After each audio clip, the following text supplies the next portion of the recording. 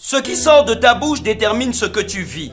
Les murmures, plaintes et accusations sont de mauvais présages pour ton futur. C'est pourquoi Dieu t'invite à une vie de louange. Que ta bouche soit remplie de louanges.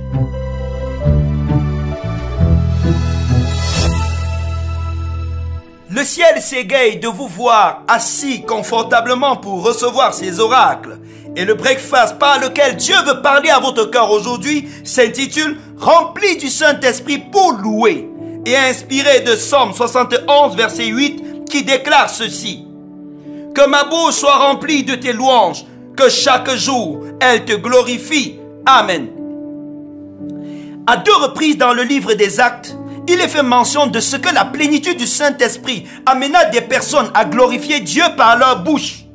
Premièrement, le jour de la Pentecôte dans Acte 2 verset 11 et dans la maison de Corneille dans Acte 10 verset 46.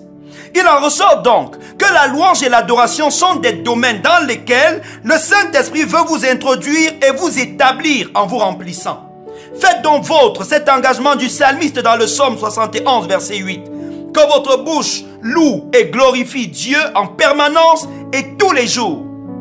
Vivre avec la louange dans votre bouche révélera que votre cœur est reconnaissant. Le Seigneur Jésus a enseigné que ce qui abonde dans votre cœur se retrouve forcément sur vos lèvres. Être toujours en train de glorifier Dieu de votre bouche est un parfum qui révèle la joie, la reconnaissance, la soumission à Dieu qui sont dans votre cœur.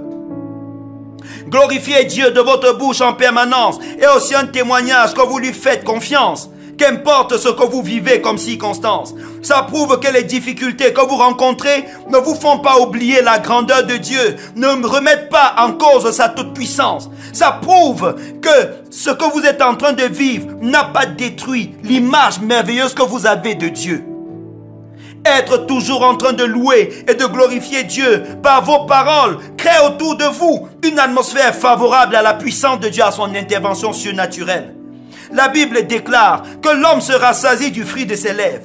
Ainsi, si votre bouche est toujours dans les plaintes et les murmures, vous finirez par vivre des circonstances calamiteuses qui vont vous faire pleurer. Au contraire, si votre bouche est remplie de louanges, vos tribulations même déboucheront sur la joie et sur le bonheur. Le peuple d'Israël perdit, autant pour moi, beaucoup de ses membres dans le désert, parce qu'au lieu de louer Dieu en permanence face aux difficultés, ils pleurnichaient et accusaient. À cause des murmures, plusieurs moururent et ne purent entrer dans le pays que Dieu leur avait promis. Jonas, par contre, des siècles plus tard, alors qu'il était encore dans le ventre du poisson, au lieu de se plaindre ou de murmurer à cause des odeurs et des acides, se mit plutôt à louer Dieu qui l'avait délivré de la noyade en permettant que le poisson l'avale. Le ventre du poisson ne fut pas son cimetière, mais la chambre d'attente d'où il devait sortir 3 jours plus tard et recevoir son miracle. Attention, ce qui sort de votre bouche peut retarder vos bénédictions ou les accélérer, les détruire ou les multiplier. Que la louange de Dieu soit donc sur votre bouche tous les jours de votre vie. Amen. Nous allons prier ensemble. Et je vais vous inviter à un instant de repentance d'abord. Commencez par vous repentir des paroles mauvaises qui sont sorties de votre bouche au milieu de vos difficultés. Au lieu de voir la puissance de Dieu, vous avez vu les gens accuser. Au lieu d'exalter le nom de Dieu, vous l'avez placé au tribunal et vous l'avez rendu coupable de votre misère. Vous avez accusé Dieu d'être à l'origine de votre maladie, d'être à l'origine de votre ruine, d'être à l'origine de vos difficultés financières. Repentez-vous de tout cela. Repentez-vous des moments où vous êtes allé de lieu en lieu, de maison en maison, accusant un frère, accusant un aîné, accusant un leader qui était placé sur vous. Repentez-vous des moments où vous avez pleuré et dans des lamentations, vous avez cité Dieu comme étant le fautif. Et maintenant, commencez à exalter la puissance de Dieu.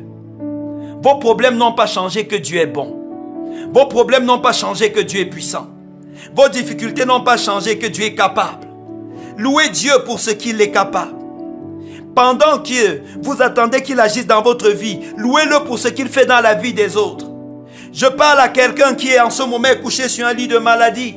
Commencez à bénir Dieu parce qu'il a guéri votre voisin hier. Parce qu'il a guéri plusieurs de votre famille auparavant. Parce que dans l'église, il guérit chaque jour. Parce qu'il a guéri Bartimée. Et votre guérison aussi est en cours de téléchargement. Louez le Seigneur parce que sa puissance ne se limite pas à vous. Le monde est plus grand que votre environnement. Au-delà de vous, Dieu travaille. Proclamez son excellence. Proclamez sa perfection. Oh, adorez le Seigneur. Je vous invite à chanter un cantique qui est en train de monter dans votre cœur à cet instant. Pour exalter ce Dieu merveilleux. Louez-le. Bénissez son nom. Proclamez ses hauts faits.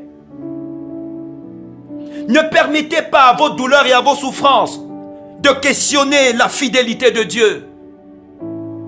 Proclamez sa fidélité même face à vos problèmes. Je prie que Dieu vous visite à cet instant et qu'il vous fasse vibrer de sa puissance pendant que vous êtes en train de le louer. Amen. Même après que vous ayez écouté ce breakfast, il se trouve que votre cœur veut continuer à louer Dieu ou à prier. N'hésitez pas à le faire. Continuez, continuez. Continuez jusqu'à ce que l'Esprit de Dieu soit rassasié du fruit de vos lèvres. Soyez bénis au nom de Jésus. Amen.